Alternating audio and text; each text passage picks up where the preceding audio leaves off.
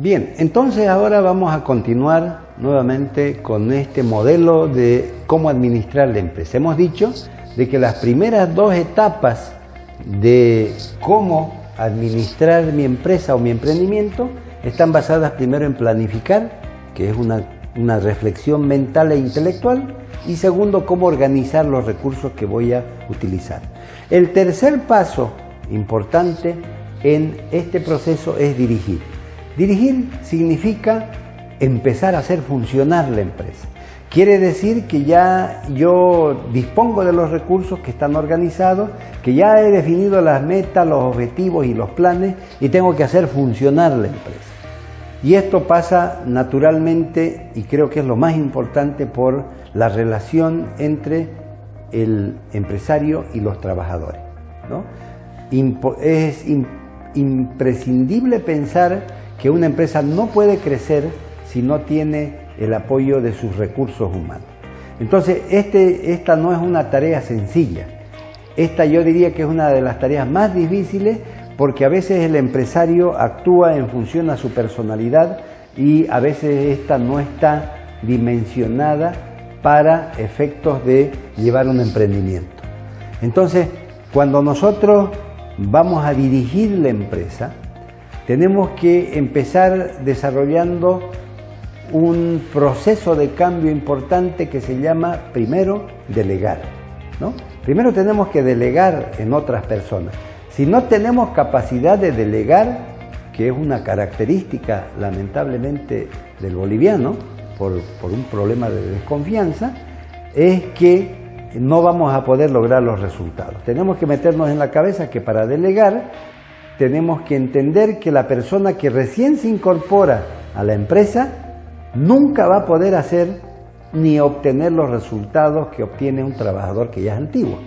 Por lo tanto, tenemos que esperar que en la primera vez ese trabajador, cuando delegamos, se va a equivocar.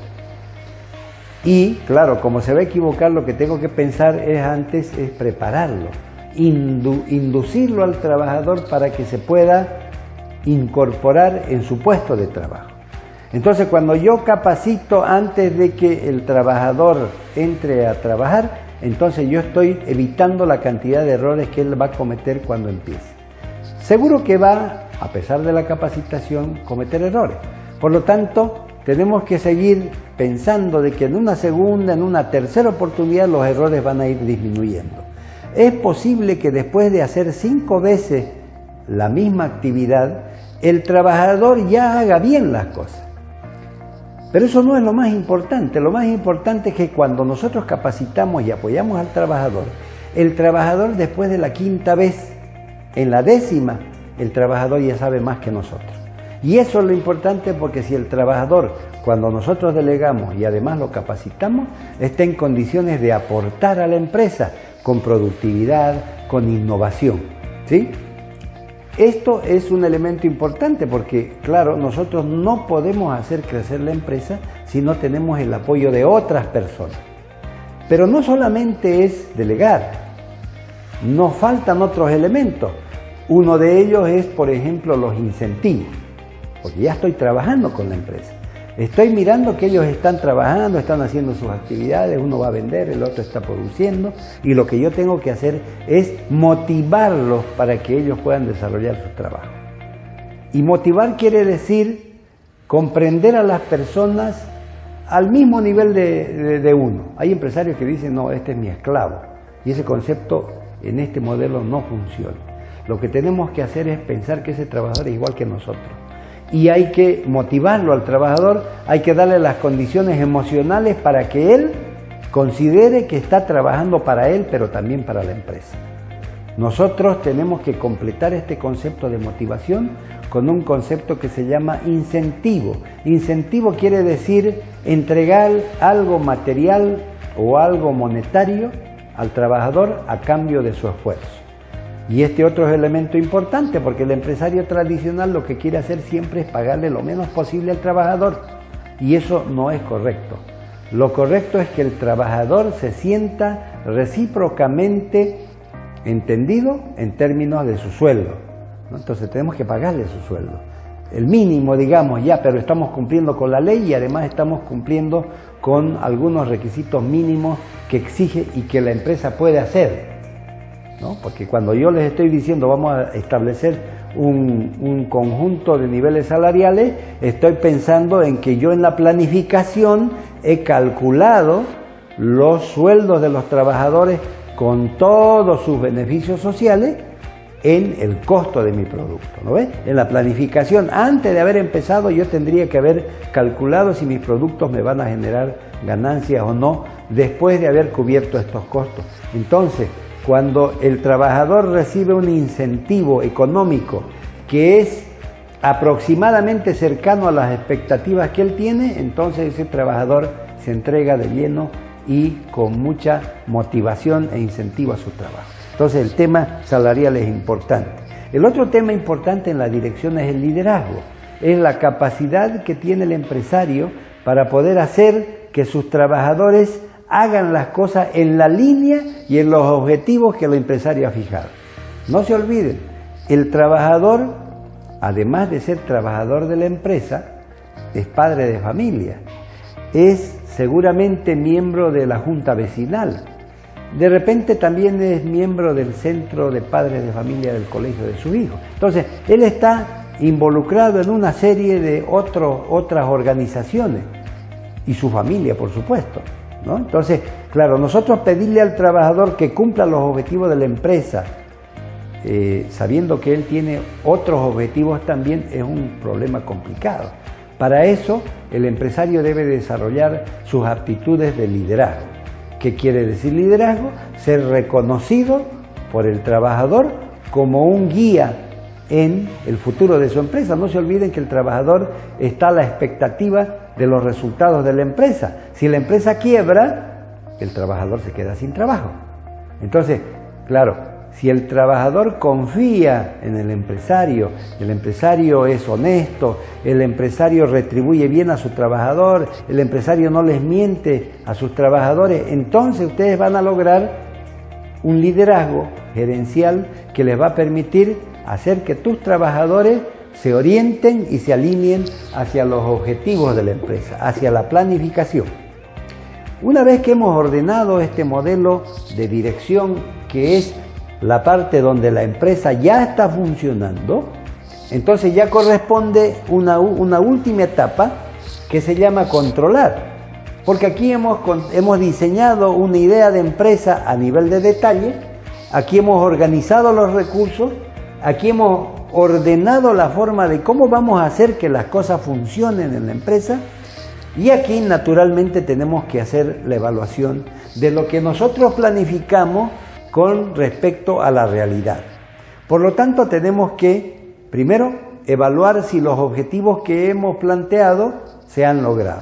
¿No ves? Dijimos que íbamos a vender 500 unidades al mes, entonces, cuando comparamos con la realidad y termina el mes, solamente hemos logrado 400. Quiere decir que 400 dividido entre 500, hemos logrado el 80% de los objetivos.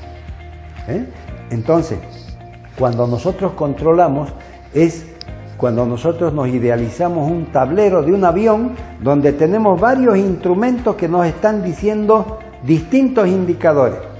En la empresa es igual, necesitamos de esos indicadores, saber cómo nos está yendo en la producción. ¿Hemos producido lo que dijimos que íbamos a producir? ¿Hemos vendido lo que habíamos fijado como objetivo para los trabajadores?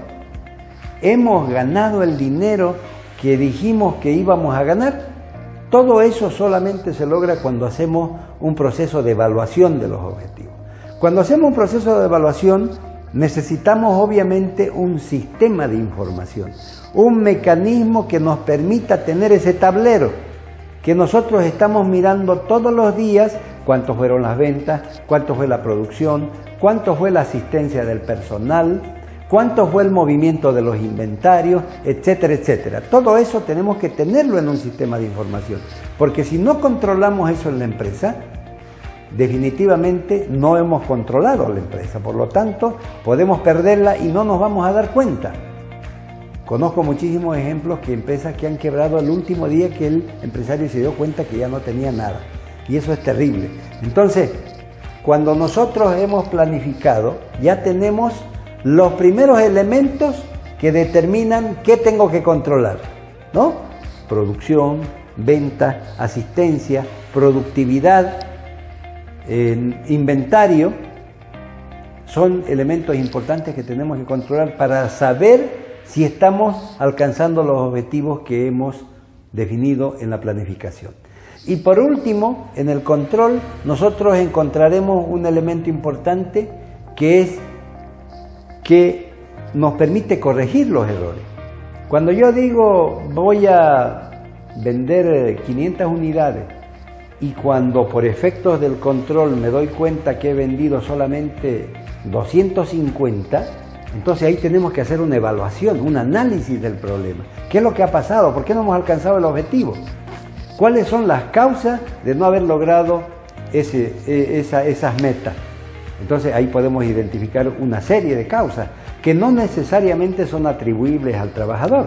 Puede ser del mismo empresario, puede ser del entorno, pueden ser problemas climáticos, cómo el invierno afecta a la productividad del trabajador, o cómo las lluvias pueden afectar a los vendedores, etcétera, etcétera. Entonces, cuando nosotros determinamos de forma adecuada cuáles son las causas de no haber alcanzado los objetivos, entonces nosotros estaremos en condiciones de replantear nuestros objetivos. Si de repente nosotros dijimos vamos a producir 1000 unidades por mes y pensando en que nuestra máquina tenía esa capacidad y después cuando empezamos a producir la máquina no rinde eso y solamente rinde 800, entonces lo que tenemos que hacer es cambiar nuestros objetivos o en su defecto solucionar las causas que se han identificado cuando yo he hecho el control. Bien, entonces fíjense ustedes que este proceso es un proceso retroalimentativo. Quiere decir que no termina nunca, porque empieza planificando, sigue organizando, dirigimos, controlamos y fruto del control es que nuevamente retroalimentamos la planificación y esto se va volviendo en un proceso continuo. La administración de una empresa es esto, es cómo aplico el proceso administrativo en el manejo de mi empresa. No es un proceso fácil, aquí en la teoría es sencillo. Tiene y exige necesariamente el cambio de mentalidad del empresario. Esto es un proceso de aprendizaje. Claro, hoy día no lo sabían, pero ya mañana, si yo quiero que mi empresa crezca y tenga éxito, entonces tengo que aplicar este modelo. Primero, pensar. Segundo, organizarme. Tercero, hacer que funcionen las cosas. Y por último, hacer una evaluación de este proceso para nuevamente definir mis objetivos.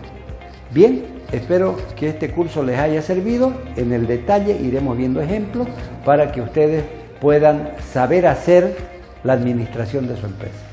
Gracias.